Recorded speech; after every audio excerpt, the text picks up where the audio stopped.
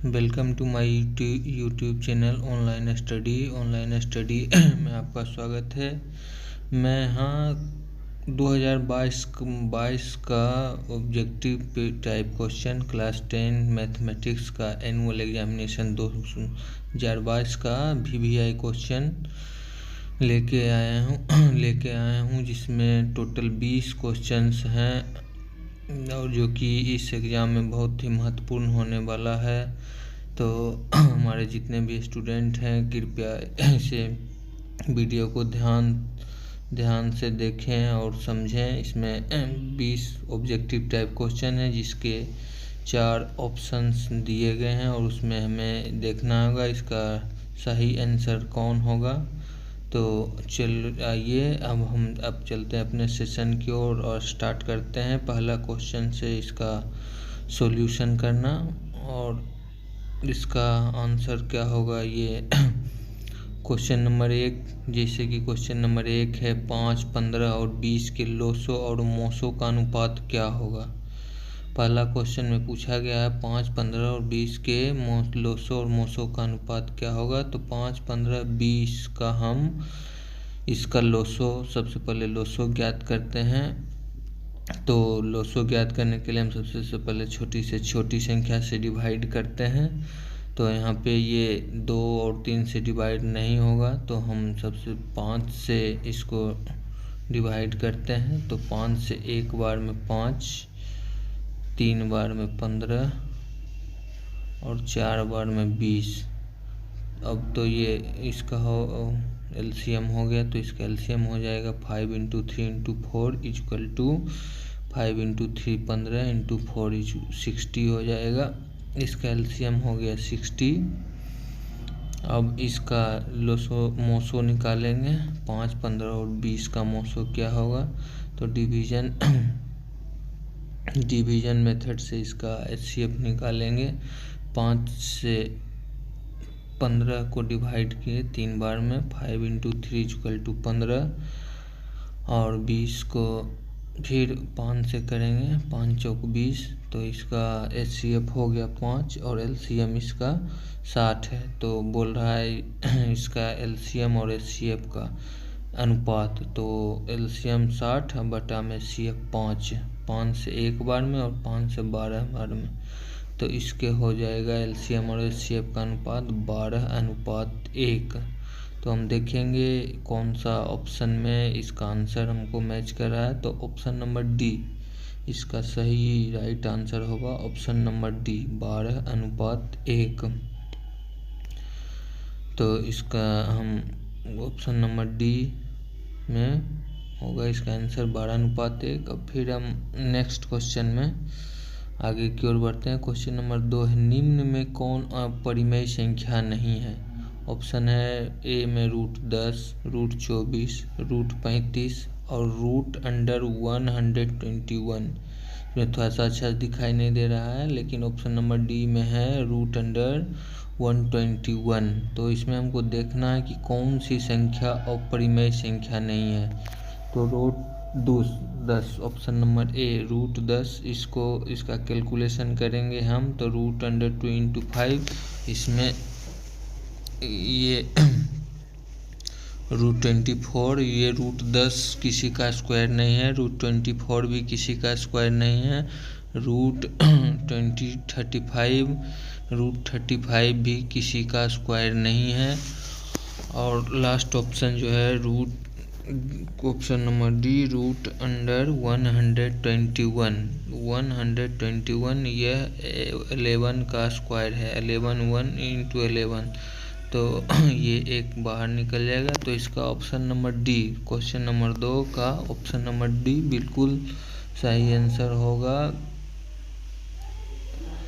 Question number 2 इसका सही answer होगा। क्वेश्चन नंबर 2 का ऑप्शन डी इसका बिल्कुल सही आंसर होगा। क्वेश्चन नंबर 3 दो संख्याओं ए और 18 का LCM लोसो 36 तथा मोसो 2 है तो ए का मान क्या होगा। दो संख्याओं जिसमें एक संख्या दिया हुआ है और एक संख्या हमें निकालना होगा कि दूसरा क्या संख्या, दो संख्याओं में एक संख्या a का मान निकालना होगा, जबकि दूसरी संख्या 18 दिया गया है और उसका लोसो और मोसो दिया गया है। तो इसका तो a का मान निकालना होगा। तो इसका फॉर्मूला होता है लोसो गुने मोसो बटे पहली संख्या गुने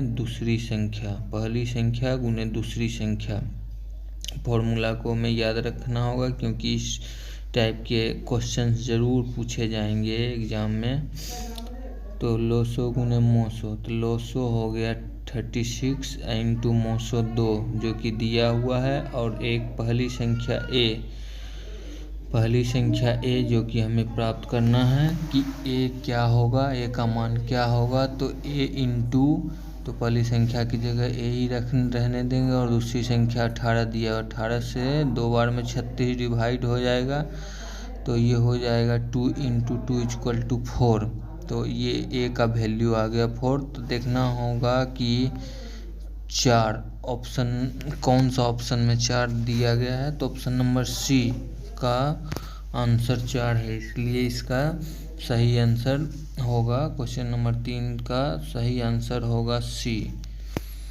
सबसे छोटी अभाज्य और सबसे छोटी भाज्य संख्या का गुणनफल है। सबसे छोटी अभाज्य और सबसे छोटी भाज्य संख्या का गुणनफल है।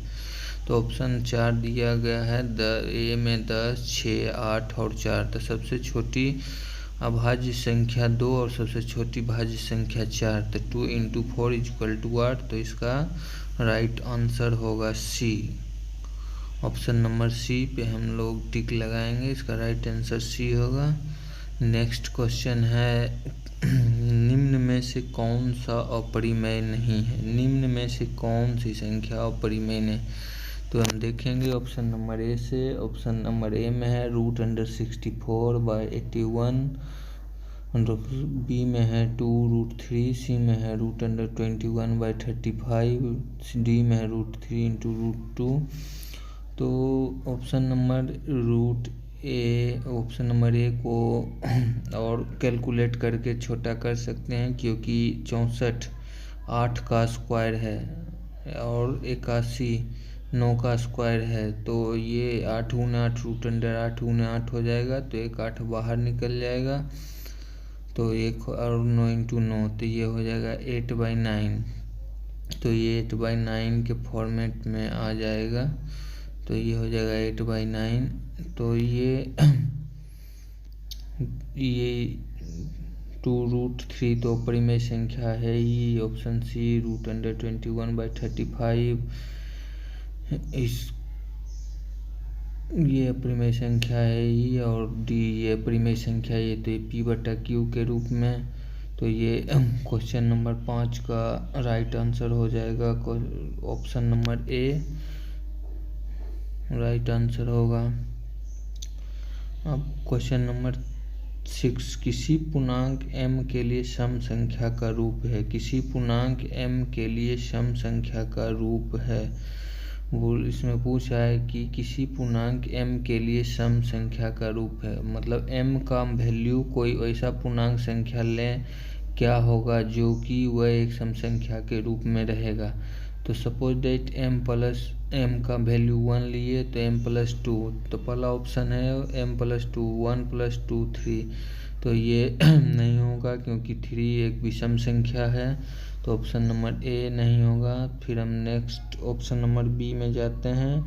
बी में 2m+1, तो m पूर्णांक संख्या, तो m के जगह पर मैंने 1 लिया है, तो 2 इंटू 1 + 1, तो ये भी हो जाएगा 2 इंटू 1 + 1, 2 + 1 इक्वल टू 3। तो ये भी ऑप्शन बी नंबर भी नहीं होगा, क्योंकि इसमें भी ये 3 आ रहा है जो कि विषम संख्या है। अब ऑप्शन नंबर सी जाएंगे, 2m 2 इंटू 1, तो ये 2 इंटू 1 इक्वल टू 2, 2 एक सम संख्या है, इसलिए इसका option number C, question number 6 का सही answer option number C. Option number C बिल्कुल इसका राइट आंसर होगा।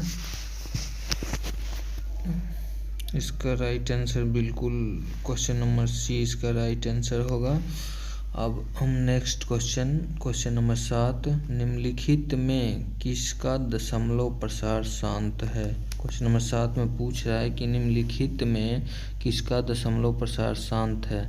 तो option number A 3/8, option number B 2/15 में हमको देखना है डिवाइड करके जो संख्या पूरी डिवाइड हो जाती है, मतलब जो संख्या लगातार डिवाइड होते नहीं रहे, एक 3 अंक 4 अंक तक जाके पूर्णतः डिवाइड हो जाए, वैसी संख्या दशमलव प्रसार उसका दशमलव प्रसार शांत होता है। तो यहाँ पे मैंने पहला ऑप्शन में लिया 3/8 और इसको 8 डिवाइड कर रहे हैं, दशमलव दिए उसके बदले एक 0, 3 बार में अप्लाई किए 8 × 3 = 24। तो 30 में 24 गया 6, फिर दशमलव के बदले 0 उतारे और 8 से 7 बार में 56 लगाए और 60 में 56 गया 4, फिर 0 उतारे 8 × 5 = 40। तो ये पूर्ण डिवाइड, तो ऑप्शन नंबर ए हमको ऑप्शन नंबर पर ए से ही पता चल गया कि इसका दशमलव प्रसार शांत होगा। तो इसका 7 का आंसर होगा ऑप्शन नंबर ए। अब नेक्स्ट क्वेश्चन ठीक उसी प्रकार का क्वेश्चन नंबर 8 में पूछा गया है, सिर्फ इसका पैटर्न को चेंज कर दिया गया है। 7 नंबर में है जो कि पूछा गया किसका दशमलव प्रसार शांत है, और क्वेश्चन नंबर 8 में पूछा गया है कि 6/15 का दशमलव प्रसार क्या है। दोनों क्वेश्चन 7 और 8 दोनों क्वेश्चन एक दूसरे का पुनरावृत्ति है। ठीक उसी तरह से इसमें भी देखना होगा। 6/15 को हम डिवाइड करके चेक करेंगे कि इसका दशमलव प्रसार क्या है, शांत है या अशांत है या आवर्ती है या इनमें से कोई नहीं। तो इसमें भी हम वही करेंगे, 15 हर से अंश में भाग देंगे, 15 से 6 में डिवाइड करेंगे। यहाँ दशमलव डिवाइड नहीं हो रहा, दशमलव दिए उसके बदले 0, 15 × 4 = 60 और यह पूरा डिवाइड हो गया। तो हम निश्चित रूप से कह सकते हैं कि इसका दशमलव प्रसार शांत होगा और इसलिए इसका ऑप्शन नंबर ए बिल्कुल राइट आंसर, इसका क्वेश्चन नंबर 8 का राइट आंसर ए होगा। अब फिर आगे हम बढ़ते हैं नेक्स्ट क्वेश्चन 9 नंबर में है, 2 परिमेय संख्याओं के बीच कितनी परिमेय संख्या हो सकती है। 2 परिमेय संख्याओं के बीच कितनी परिमेय संख्याएं हो सकती है। तो 2 परिमेय संख्याओं के बीच में हम लोग जानते हैं कि अनंत परिमेय संख्याएं हो सकती है। 1/1 और 2 परिमेय संख्याओं के बीच में 1.1, 1.2, 1.3, 1.4 इस तरह से बहुत सारे अनंत परिमेय संख्याएं हो सकती है। तो इसका ऑप्शन नंबर 9 का डी बिल्कुल सही आंसर, इसका राइट आंसर होगा डी। अब हम बढ़ते हैं नेक्स्ट क्वेश्चन की ओर। क्वेश्चन नंबर 10 में है, √2 है 1 मतलब √2 है 1 मतलब √2 एक क्या है, परिमेय संख्या है, और परिमेय संख्या है, प्राकृत संख्या है, इनमें से कोई नहीं। तो हमको देखना है √2 क्या है, परिमेय संख्या है कि अपरिमेय संख्या है कि प्राकृत संख्या है। तो √2 को हम 1/√2 को यह एक अपरिमेय संख्या है, क्योंकि √2 का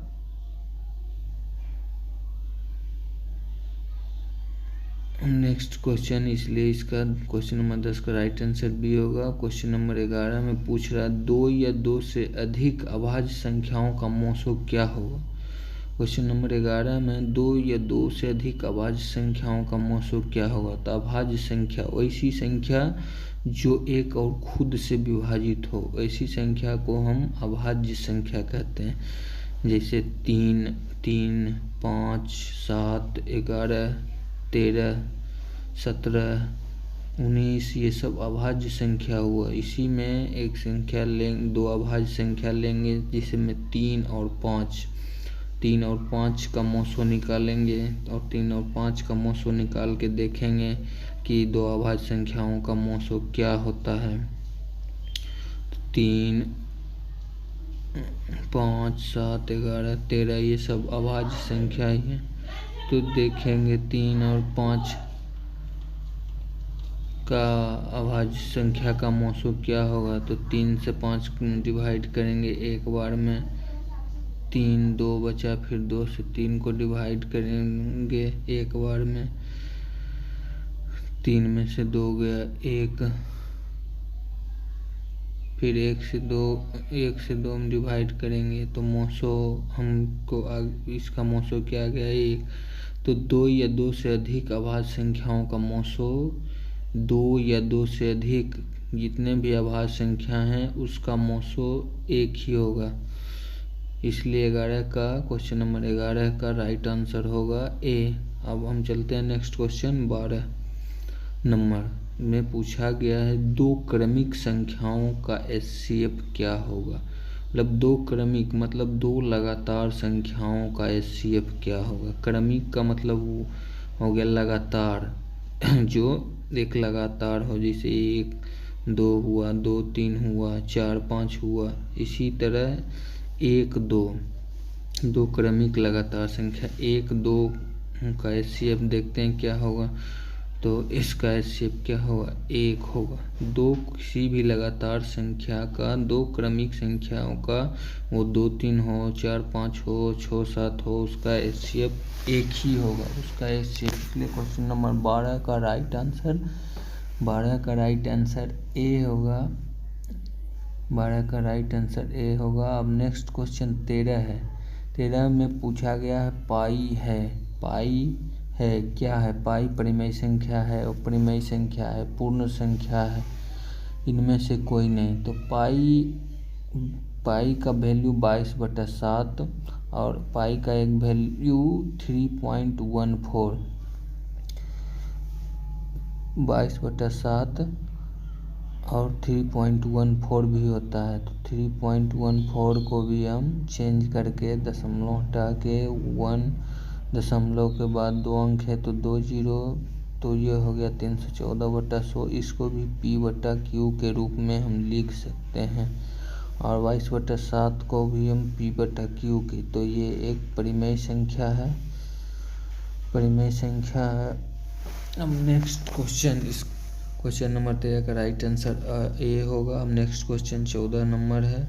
14 नंबर क्वेश्चन पूछा गया सबसे छोटी पूर्ण वर्ग संख्या जो 16, 20 तथा 24 प्रत्येक से भाज्य हो, वह छोटी से छोटी संख्या जो 16, 20 तथा 24 तीनों से पूर्ण रूप से विभाजित हो।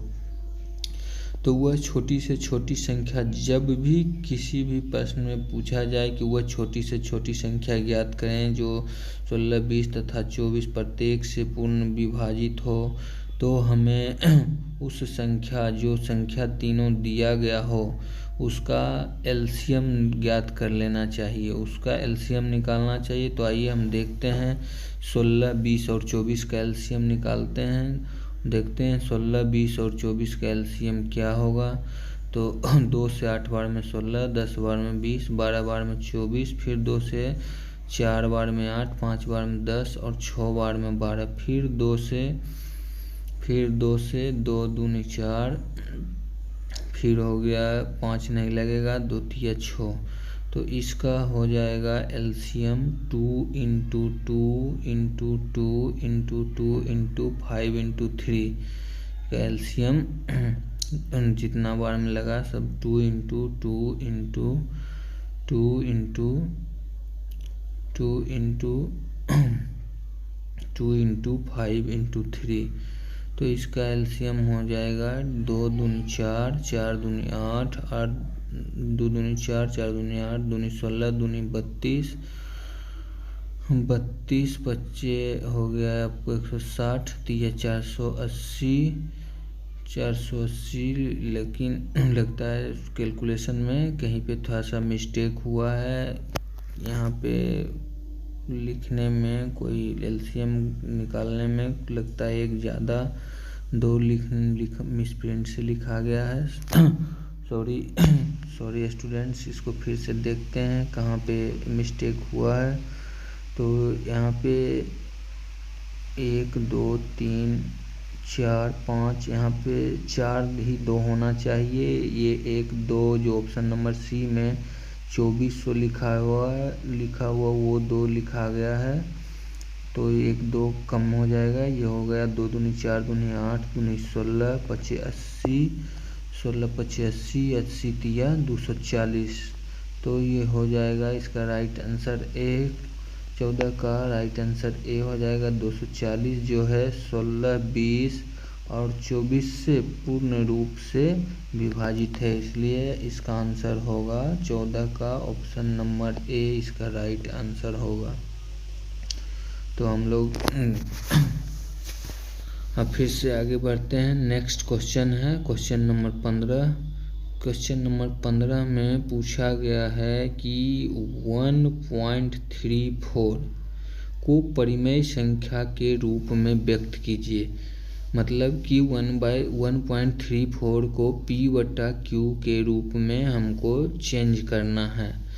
ये दशमलव रूप में दिया गया है, इसको P/Q के रूप में कन्वर्ट करना है। तो 1.34, तो ये हम दशमलव हटाएंगे, दशमलव के बदले 1 देंगे और दशमलव के बाद 2 डिजिट है 3 4, उसके बदले 2 0, नीचे में 2 0। तो ये हो गया 134/100। इसको हम 2 से डिवाइड कर देंगे, तो ये 2 से डिवाइड करेंगे तो 134 को 2 से डिवाइड करेंगे तो ये हो जाएगा 67, और 100 को करेंगे तो ये 50। तो इसका आंसर होना चाहिए 67/50। तो इसका आंसर देखेंगे कौन सा होगा, तो बी नंबर ऑप्शन में दिया हुआ है 67/50। तो इसका राइट आंसर होगा 67/50। फिर हम आगे बढ़ते हैं question number 16। Next question number 16 में पूछा गया है संख्याओं 50 और 25 के एचसीएफ और एलसीएम का गुणनफल ज्ञात करें। संख्याओं 50 और 25 के एचसीएफ और एलसीएम का गुणनफल ज्ञात करें। तो संख्या 50 और एचसीएफ, 50 और 25 के एचसीएफ और एलसीएम दोनों फाइंड कर लेंगे और उसका गुणनफल बोल रहा है। तो 50 और 25 का एचसीएफ और एलसीएम निकाल के दोनों को मल्टीप्लाई कर देंगे। तो सबसे पहले हम एचसीएफ निकाल लेते हैं। तो 25 से 2 बार में 50 डिवाइड हो गया, तो ये इसका एचसीएफ हो गया 25, और 50 और 25 का एलसीएम भी निकाल लेते हैं। तो ये 2 से नहीं होगा, 3 से भी नहीं होगा। एलसीएम निकालने के लिए हम सबसे पहले छोटी संख्या को लेते हैं। तो 2 3 4 नहीं होगा, इसलिए इसमें 5 से डिवाइड होगा, तो इसमें हम 5 से लगाएंगे। तो ये 5 से लग जाएगा, 5 से लग जाएगा 5 बार में 25, 5 से 5 बार में 25, और 5 से 10 बार में 50। फिर हम लगाएंगे इसको 5 से 1 बार में 5 और 5 से 2 बार में 10। तो इसका एलसीएम हो जाएगा 5 × 5 × 2, 5 × 5 25 × 2 हो जाएगा 50। तो इसका हो जाएगा एलसीएम 50। तो एचसीएफ 25 और एलसीएम 50। तो एचसीएफ और एलसीएम का गुणनफल, तो दोनों का गुणनफल मतलब दोनों को मल्टीप्लाई करेंगे।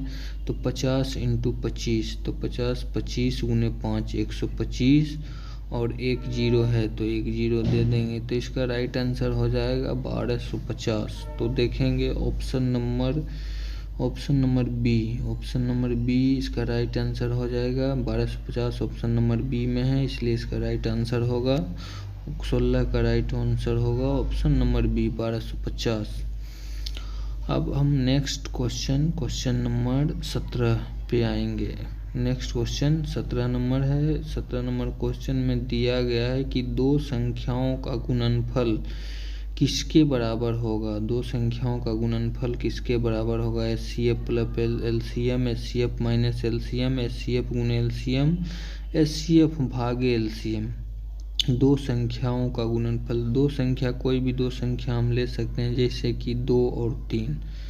दो संख्या हम लिए 2 और 3, तो 2 और 3 दोनों का गुणनफल क्या होता है। दोनों का गुणनफल होता है 6।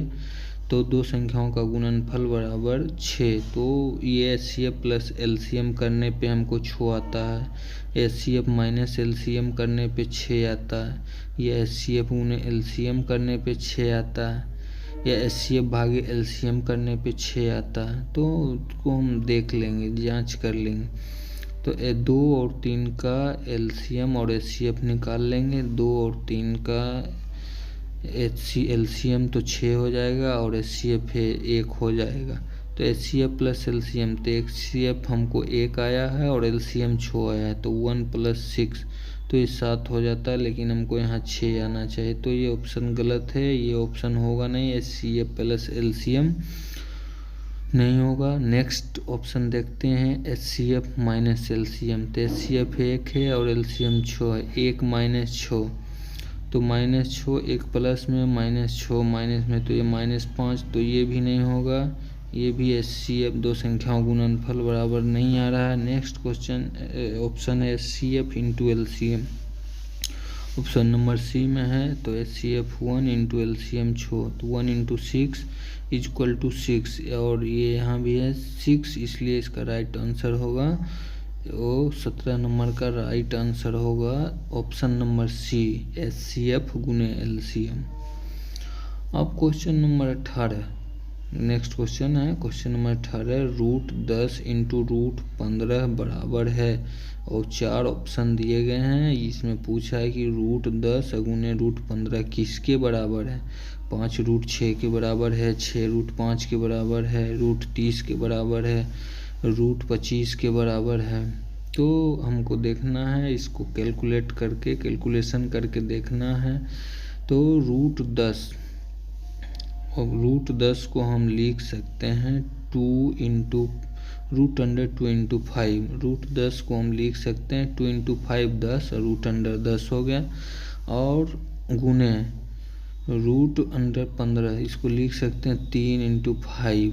तो ये गुना में है, तो √5 × √5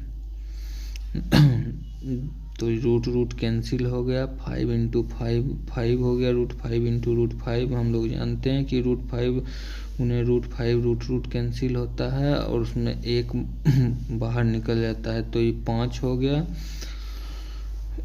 √5 × √5 5 हो गया। इधर हो गया 2 × √3। तो ये दोनों अलग अलग डिजिट हैं, इसलिए ये रूट अंडर नहीं मल्टीप्लाई हो जाएंगे, तो ये हो जाएगा √2 × 3, तो √6। तो इसका सही ऑप्शन हो जाएगा 5√6। क्वेश्चन नंबर 18 का राइट आंसर होगा 5√6। क्वेश्चन नंबर 19 नेक्स्ट क्वेश्चन, निम्न में कौन अलग है। ये 4 ऑप्शन दिए गए हैं ABCD, और इसमें से पूछ रहा है इस चारों में से कौन अलग हैं। चारों में से कौन सी अलग हैं। तो option number A 3/5, option number A 3/5, option number B 16/4। तो 16 4 का स्क्वायर है और 4 2 का स्क्वायर है, तो इसको रूट से बाहर निकाल लेंगे, तो ये हो जाएगा 4 का स्क्वायर, और ये हो जाएगा 2 का स्क्वायर, तो ये हो जाएगा 4/2। तो 2 बार में कट जाएगा 4, 2 × 2 2/1 हो जाएगा। तो ये हो गया 2/1। ये 3p/3 फॉर्म 3/5 है, 2/1 है, और 25/4। ये तीनों एक रूप में, जबकि क्वेश्चन ऑप्शन नंबर C तीनों से डिफरेंट हैं। इसमें √2/5 है, इसलिए इस निम्न में से कौन अलग है, तो इसमें हम देंगे ऑप्शन नंबर सी। ये तीनों ए, बी और डी तीनों ऑप्शन से भिन्न है, कौन, ऑप्शन नंबर सी। तो क्वेश्चन नंबर 19 का राइट आंसर हो जाएगा ऑप्शन नंबर सी। अब नेक्स्ट और मोस्ट इम्पोर्टेंट क्वेश्चन, ये आज के नंबर सिस्टम का सबसे इम्पोर्टेंट क्वेश्चन है। इसमें है यदि द्विघात बहुपद qx बराबर x² - x + 4 के शून्यक अल्फा प्लस बीटा हो, तब अल्फा प्लस बीटा का मान होगा। कुछ न अल्फा प्लस बीटा का मान होगा, तो समीकरण में ये अल्फा, ये बीटा, ये gamma, first, second and third, ये पहला हो गया अल्फा और दूसरा बीटा और ये तीसरा गामा। तो x², तो इसमें घातों की संख्या 2, तो अल्फा का मान हो जाएगा 2 और बीटा का इसका घात कुछ नहीं तो 1, तो अल्फा बराबर 2 और बीटा बराबर -1। माइनस का साइन है तो माइनस होगा। यहाँ पूछा है अल्फा प्लस बीटा क्या होगा, तो अल्फा की जगह अल्फा का मान पुट कर देंगे और बीटा की जगह बीटा का मान इनपुट कर देंगे। तो अल्फा 2 + -1, तो 2 में से गया 1, तो इसका आंसर हो जाएगा 1। ऑप्शन नंबर सी 20 का राइट आंसर होगा ऑप्शन नंबर सी। इसका राइट आंसर होगा 20 का राइट आंसर होगा ऑप्शन नंबर सी। तो इस तरह से हम 20 आज नंबर सिस्टम का 20 ऑब्जेक्टिव VVI क्वेश्चन सॉल्व किए हैं। तो थैंक्स ऑल स्टूडेंट्स। आप लोग फिर से हम आप लोग के साथ नेक्स्ट वीडियो में